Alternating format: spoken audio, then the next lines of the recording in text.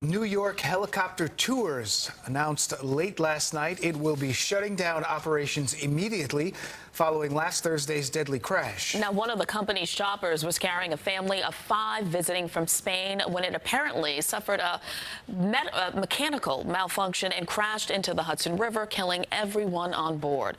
Let's get right to Good Day's Robert Moses. He's been following this story since last week.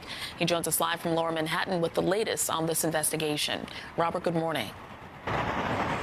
To Shani and Dan, good morning to you. Last night we learned from the Federal Aviation Administration that not only is New York Helicopter Tours shutting down immediately, but also the FAA is launching a review of the company's safety history. And the owner of the company, Michael Roth, told us in a brief statement that at this point his focus is solely on assisting the National Transportation Safety Board in its investigation and on grieving those who were lost. As we know, 6 lives were lost when that chopper disintegrated in midair Thursday afternoon. 49-year-old Agustin Escobar, along with his wife and their 3 children who posed for a picture right before taking off.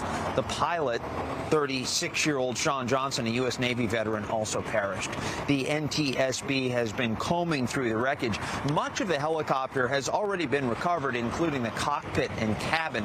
Senator Chuck Schumer told us yesterday that divers were still searching for some parts, including the main rotor and the assembly gearbox. This helicopter did not have any flight data recorders. It also didn't have any cameras inside that may shed light on what went wrong.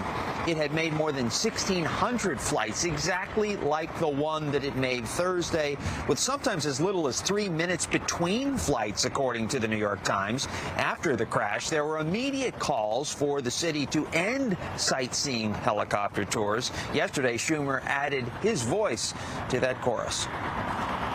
One of the things we can do to honor those lives and try and save others is to make sure it doesn't happen again. And we have to know that we know there is one thing for sure about New York City's helicopter tour companies. They have a deadly track record.